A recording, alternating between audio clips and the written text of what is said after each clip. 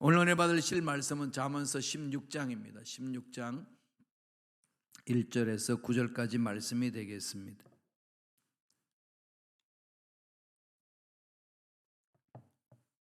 다 같이 한 목소리로 봉독하겠습니다. 마음의 경영은 사람에게 있어도 말의 응답은 야훼께로부터 나오느니라. 사람의 행위가 자기 보기에는 모두 깨끗하여도 야훼는 심령을 감찰하시느니라. 너희 행사를 야훼께 맡기라. 그리하면 내가 경영하는 것이 이루어지리라. 야훼께서 온갖 것을 그 쓰임에 적당하게 지으셨나니 악인도 악한 날에 적당하게 하셨느니라. 물은 마음이 교만한 자를 야훼께서 미워하시나니 피차 손을 잡을지라도 벌을 면하지 못하리라. 인자와 진리로 인하여 죄악이 속하게 되고 야훼를 경외함으로 말미암아 악에서 떠나게 되느니라. 사람의 행위가 야훼를 기쁘시게 하면 그 사람의 원수라도 그와 더불어 화목하게 하시느니라. 적은 소득이 공의를 경하면 많은 소득이 불의를 겸한 것보다 나으니라. 사람이 마음으로 자기의 길을 계획할지라도 그의 걸음을 인도하시는 이는 야훼시니라. 아멘. 이 말씀으로 경영하시는 하나님이라는 제목으로 내 말씀을 나누겠습니다. 이 경영, 또 유사한 말이 있죠. 경륜. 하나님이 경영하는, 하나님이 일을 해나가실 때에 하나님이 이 세상을 경영하는 방법이 있죠. 그걸 가지고 우리는 경륜이다, 하나님의 경륜에 따라 그렇게 말합니다. 하나님의 이 세상은 경영하는 것에 대한 결과물로 우리가 은혜를 체험하는 거 아니겠어요? 하나님 우주 만물을 창조하시고 그냥 내버려 두신 게 아니라 관리하시고 경영하시는 거죠. 그 경영하시는 방법이 하나님 형상을 입은 사람을 세우셔서 그 사람을 통해서 하게 하시는 겁니다. 그래서 하나님은 아담과 하와를 통해서 그 일을 하게 하셨는데 실패했습니다. 그래서 마지막 아담인 예수 그리스도를 보내주셔서 예수 그리스도로 인하여서 그 모든 하나님의 경영이 이루어지고 지금도 계속 성령과 함께 이루어가고 있습니다. 예수님 오신 날 다 완성이 되는 거죠. 그래서 우리 재림을 기다리는 겁니다. 이스라엘 백성들이 하도 죄를 범하고 하나님 뜻과 상관없이 살아가니까 하나님이 이사야를 통해서 선포하셔요. 그 이사야 14장 24절에 보면은 뭐라고 말씀하시냐면은 내가 경영한 것을 반드시 이루리라. 내가 경영한 것을 반드시 이루리라. 어마어마한 약속이고 어마어마한 무서운 소리죠. 하나님은 말씀하신 대로 계획을 세우시고 뜻을 세우시고 그걸로 그냥 계획 세우고 뜻 세우고 끝나는 게 아니라 반드시 하나님의 계획하는 뜻 안에서 이루어진다는 거죠. 아무리 하나님 택한 받음을 받는 이스라엘 백성이라든지 할지라도 하나님의 선하신 계획한 뜻에 입에 대면 심판받을 수밖에 없는 거죠. 잘라내버립니다. 하나님 공의 하나님이기 때문에 그 부분은 어느 누구도 피할 수 없지 않겠습니까? 오늘 잠언서 16장 9절에 보면은 이렇게 말합니다. 다 같이 한번 읽어볼까요? 한 목소리 읽겠습니다. 사람이 마음으로 자기의 길을 계획할지라도 그의 걸음을 인도하시는 이는 야훼시니라. 모든 것이 합력하여 하나님 선을 이루신다는 거죠. 우리는 그것을 믿고 한 걸음 한 걸음 가는 거 아니겠어요? 계획대로 안 되고 막히고 답답하고 막 이럴 때에 마침내 하나님은 경영하신 걸 이루시기 때문에 그 하나님의 말씀을 믿고 가는 거죠. 하나님은 크시잖아요, 그죠? 그리고 느긋하셔요. 하나님 언제나 큰 그림 속에서 우리를 인도하시지 않습니까? 우리가 보기에는 되게 그냥 답답할 때 있어요. 뭐 반응이 없으신 것 같고, 뭐 관심이 없으신 것 같고, 그런데요, 이 돌아온 삶을 쭉 보세요. 다 이루어 주시죠. 다 이루어집니다. 우리가 너무 조급한 거예요. 특별히 한국 사람들은 너무 조급해요. 한국은 어딜 가도 항상 따라다니는 단어가 있잖아요. 빨리빨리. 독일에 있을 때 독일 사람들이 이렇게 한국 사람들 그때 관광들 많이 오거든요. 버스에서 내리고. 제가 이제 본에서 공부했는데 한 30분 떨어져 있는 거리에 쾰른이 있어요. 쾰른이 돔은 세계적으로 유명하잖아요. 그 건립하는 데도 한 600년이 이렇게 걸렸다는데 지금도 아주 아름답습니다. 웅장하죠. 거기는 꼭 관광 코스예요. 근데 그 관광 코스를 독일 사람들이 이렇게 쭉 누리면서 이렇게 보는데 관광 버스 딱 내리면은 늘 거기에 가이드 외친대요. 빨리 내리세요. 그러니까 빨리 한 바퀴 돌고 오시고 빨리 모여서 사진 찍읍시다. 근데 이게 빨리라는 단어가 늘 붙어 다닌다는 거지. 한국 사람들의 그 관광 코스는 꼭 세 단어죠. 빨리 내리세요. 빨리 구경하세요. 빨리 모이세요. 네, 그렇게 해서 차 타고 붕하고 가버린대요. 이런 민족성이 우리 한민족이 있는데 반도기지라고 그래요. 이탈리아하고 비슷합니다. 이탈리아도 빨리빨리 하는 말이 발리발리, 그러면 발리발리. 이탈리아 사람들도 이렇게 보면 가부장 중심이고 허풍 세고 또 괌 잘 지르고 다혈질이 참 많아요. 그게. 그러니까 항상 기분이 좋은 것 같아요. 그래서 노래하기를 너무 즐겨하죠. 그래서 이태리에 성악하는 방법과 독일에서 성악하는 방법은 많이 차이가 있잖아요. 노래를 참 즐겨하는 그런 민족인데 우리 대한민국은 노래만 좋아하는 것이 아니고 장단도 잘 맞추는 거거든요. 밥 먹고 나서 젓가락으로 장단 맞추면서 노래 부르는 민족은 대한민국 민족이에요. 외국인들이 봤을 때. 그리고 후딱후딱 해버린다는 것이 빨리빨리. 너무 급하죠. 그죠? 하나님 나에게 참을 수 있는 믿음을 주시고 인내할 수 있는 믿음을 주옵소서. 그렇게 기도하면서 지금 당장 그 인내를 주옵소서. 이렇게 기도하는 게 우리 민족이라고 그러잖아요. 이런 모습이 있다가 보니까 하나님이 이루시는 역사에 대해서 느긋함이 없습니다. 좀 느긋하게 바라보는 게 필요하거든요. 느긋하게 하나님이 이루신다.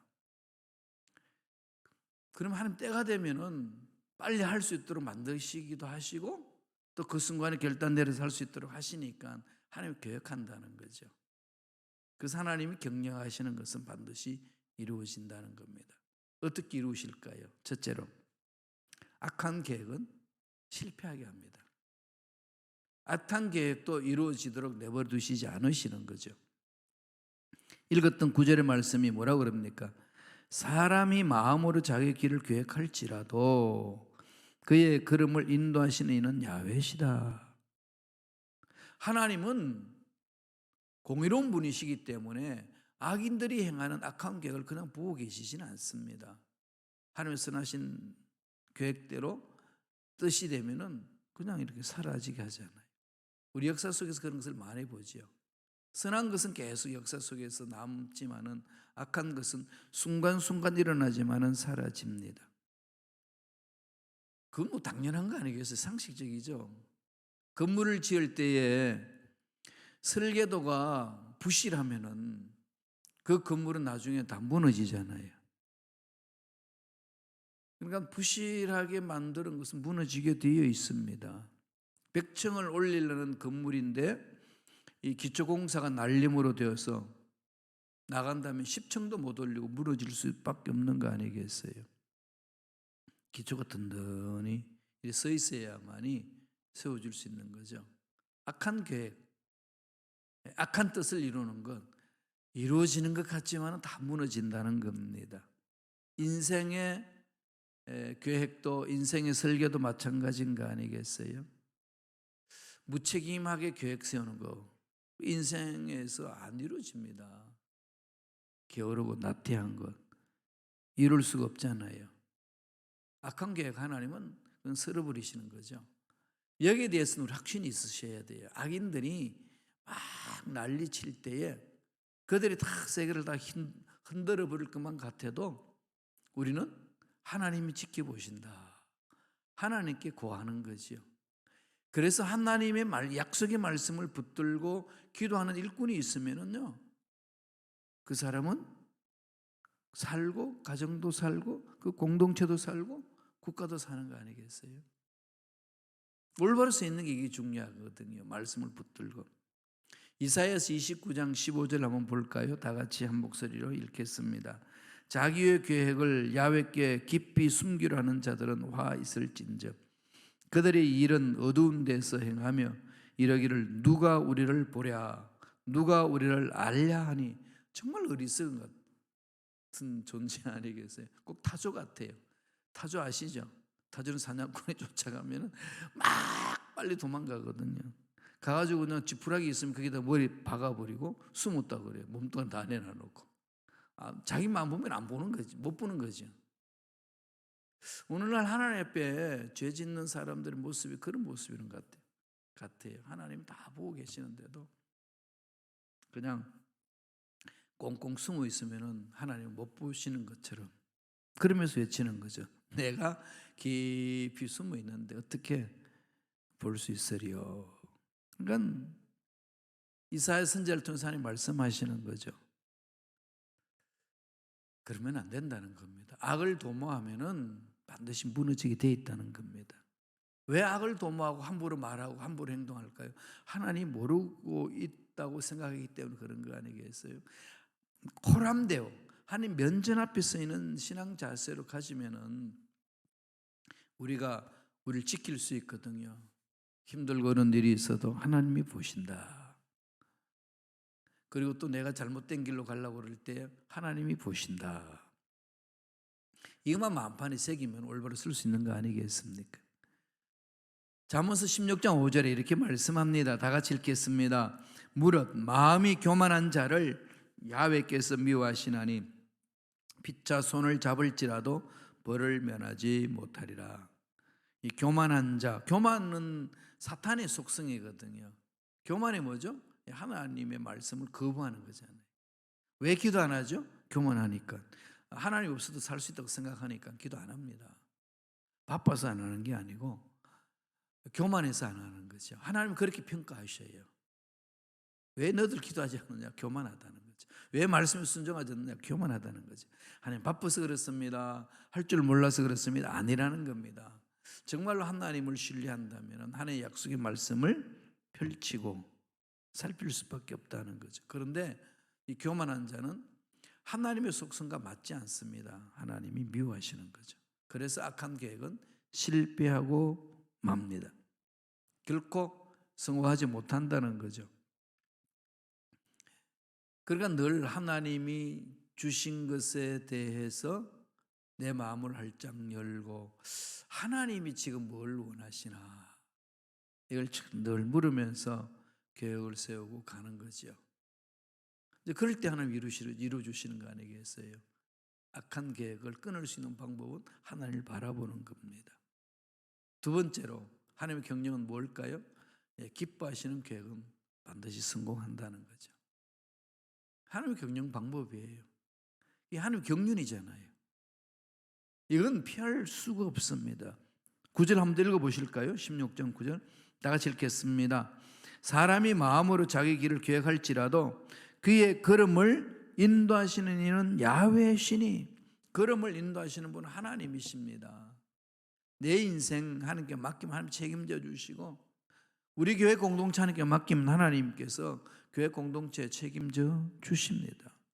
그래서 우리는 하나님이 기뻐하시는 계획을 세우기 위하여 하나님 선하신 계획을 주시옵소서. 그걸 세울 수 있도록 지혜를 주옵소서. 그렇게 일할 수 있는 사람을 불러 모아 주옵소서. 그러잖아요.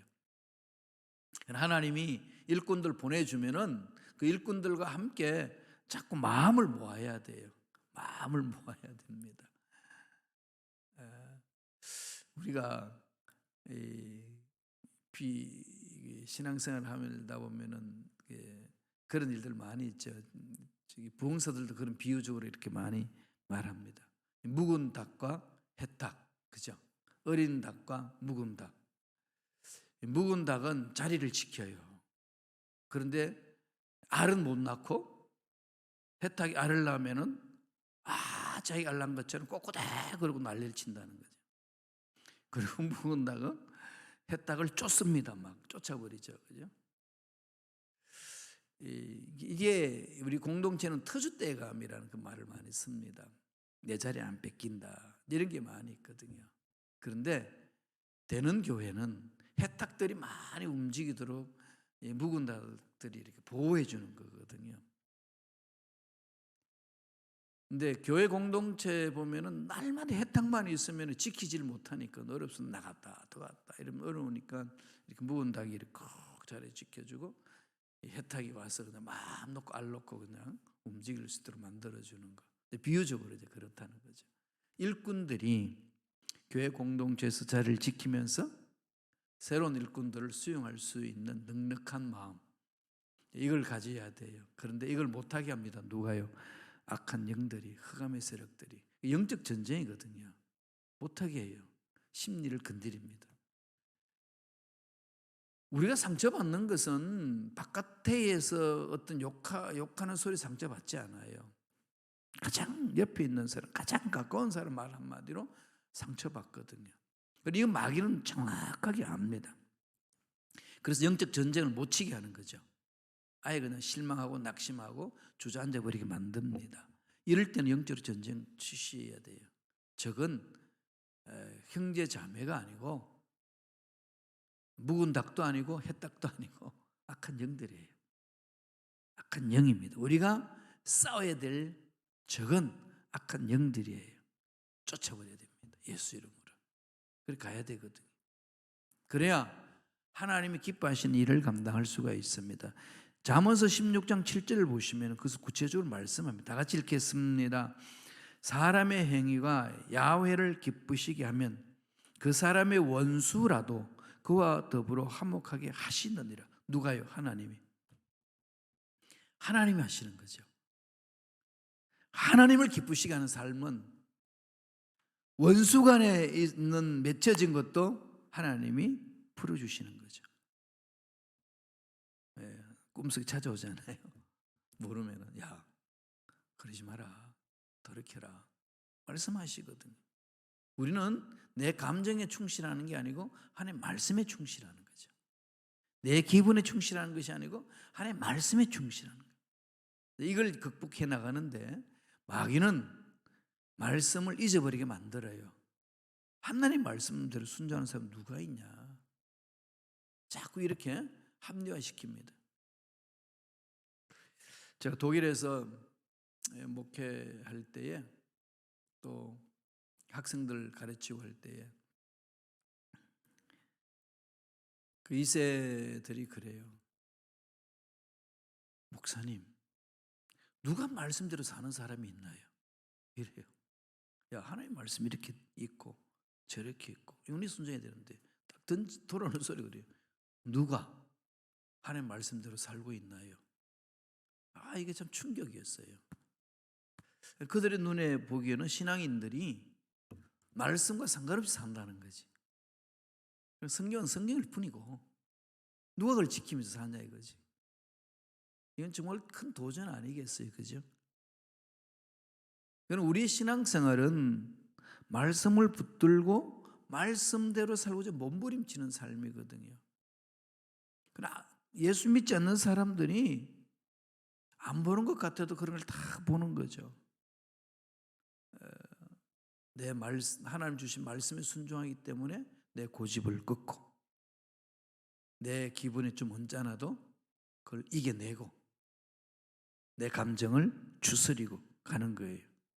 그 사람을 기쁘시게 하는 거죠. 그러면 그 사람의 원수라도 더불어 화목하게 하신다. 하나님 말씀에 딱 써서 몸부림치면 이루어 주시는 거죠. 어떤 목사님이 식당에 가서 이제 식사를 주문하는데 A라는 목사님이 이걸 주문하고 B 목사님 저거 주문하고 이렇게 했는데 보니까 여종업원이 와가지고 이제 안내를 해주면서 이야기를 합니다. 근데 가만히 보니까 이 여종어머니 아주 아름다운 목걸이, 십자가 목걸이를 딱 달고 있어요. 그래서 목사님이 이렇게 장난기가 발동했습니다. 십자가 목걸이가 참 예쁘네요. 교회 다니시나 보죠? 그랬더니 예. 그런데 십자가는 등에 지는 거지. 등에 지고 십자가를 따라오고 그랬지. 목에 걸고 가는 게 정상인가요? 아니잖나요? 이렇게 농담을 툭 던지니까 그 종업 말이요. 종업 말이 멋진 말을 합니다. 네, 맞습니다. 그런데요, 목에 걸려 있는 십자가가요, 열심히 일하고 이리 뛰어다니다 보면요, 등 뒤로 돌아갈 때 있어요. 목에 달린 십자기가 이리 섬기고 저리 섬기다 보니까 이거 달리지 않고 등 뒤로 돌아간다는 거죠. 그걸 듣는 순간 목사님 무릎을 탁 칩니다. 야, 이거구나. 우리가 열심히 일하면은 십자가가 등 뒤에 걸리는구나. 열심히 일하는 자에게 하나님 십자가를 지게 하시는구나. 그걸 깨달았다는 얘기를 들은 적이 있습니다. 아무나 십자가를 안 지잖아요. 예수님은 우리의 모든 이 원죄를 다 씻어버리고 저주를 씻어버리고 십자가 지셨어요. 예수님이 지시는 십자가입니다. 이미 그건 끝난 거예요. 우리는 또다시 그것을 없애기 위해서 십자가를 질 필요 없어요. 그건 주님 다 져주셨습니다. 그럼 우리가 져야 될 십자가는 뭘까요? 주님이 져주신 십자가를 바라보고 주님 말씀대로 살고자 몸부림치는 거죠. 말씀대로 몸부림치다 보면 내가 손해볼 때도 있고 힘들 때도 있고 그럴 때 있거든요. 그걸 등에 지고 가는 거잖아요. 근데 그걸 벗어버리고 싶어요. 안 된다는 거예요. 지라는 겁니다. 아버지께서 기뻐하신 일이니까. 시편 37편 4절에 보면은 또 야훼를 기뻐하라. 그가 내 마음의 소원을 이루어 주시리라. 그렇게 하시거든요. 그래서 하나님을 기쁘시게 하는 일은 이루어집니다. 잠언서 19장 21절 한번 읽고 갈까요? 다 같이 읽겠습니다.